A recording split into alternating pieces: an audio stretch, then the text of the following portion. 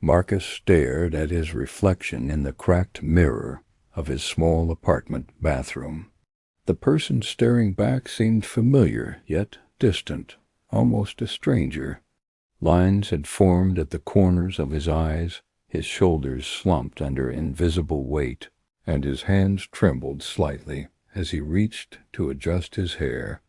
The past 3 years had been a slow unraveling. After the sudden death of his older brother, Marcus found himself caught in a storm of grief, guilt, and regret. Work became a mechanical routine, showing up, punching numbers into spreadsheets, going home, but nothing seemed to anchor him. Friends drifted away when he stopped responding to calls, and family interactions became strained, heavy with unspoken expectations and sorrow. He had tried to keep busy to push the pain aside, but it kept surfacing in unexpected moments. An empty chair at the dining table, the echo of his brother's laughter in the apartment, a song on the radio that he hadn't heard in years. The grief was quiet, but constant, like a river running beneath the surface, threatening to flood at any moment. The first turning point came on a Thursday evening when Marcus stumbled upon an old skateboard in the corner of a storage unit. Dusty and battered, it seemed insignificant, but holding it sparked a memory of simpler times, of freedom and motion. The next morning he strapped on a helmet, pushed off, and rolled down the empty streets. His knees scraped, his muscles ached, but the sensation of wind against his face and the rhythm of movement awakened a part of him he thought he had lost. Skateboarding became Marcus's ritual. Each push forward, each trick attempted, each fall endured reminded him of something fundamental. Life required balance, perseverance, and courage to get up after failure. He started spending hours at the skate park, connecting with others who shared the same passion, not to confide in them about grief, but simply to exist in the same space, to feel the camaraderie of shared motion and effort. Simultaneously, Marcus rediscovered cooking.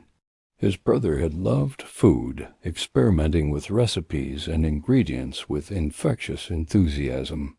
Marcus began attempting dishes he had once watched him make, slowly mastering flavors, timing, and technique.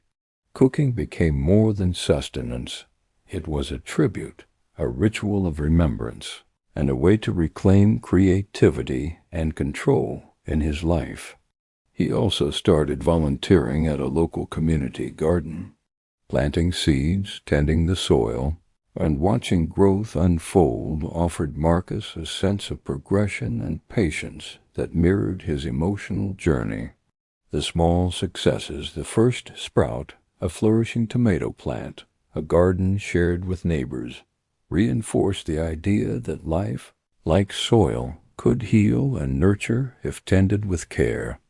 Even so, Marcus's path was not linear. Some nights the grief would return with a force that no activity could contain. The sound of the rain against his window would pull him into memory, and he would sit in silence, heart aching, thinking of the conversations he hadn't had, the apologies never voiced, the moments lost forever. Then came an opportunity that Marcus had never imagined. A local art exhibition invited him to display a series of photographs he had taken of the garden and the skate park. The act of capturing movement, life, and light through his lens became an outlet for emotions he could not otherwise express. Seeing people appreciate his work, discussing composition and detail, brought him a sense of connection that was both grounding and inspiring. The pivotal moment arrived one late evening as Marcus walked home from the exhibition. The streets were quiet, neon signs reflecting in puddles, the air crisp with approaching winter. He stopped at the bridge over the river, watching water flow endlessly beneath. For the first time in years, he felt a fragile but undeniable sense of continuity. Life, with all its fractures, pain, and unpredictability, continued to move forward. And so could he.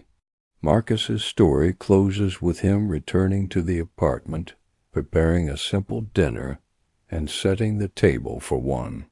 He eats slowly, savoring flavors and textures, the act itself a meditation on survival and resilience. The storm of grief is not gone. It will never fully disappear, but he has found ways to navigate it, to channel it into motion, creation, and purpose. The reflection in the mirror, once distant and fragmented, now carries a quiet steadiness.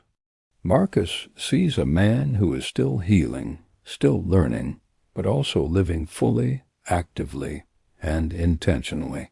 For in the end, we are humans after all,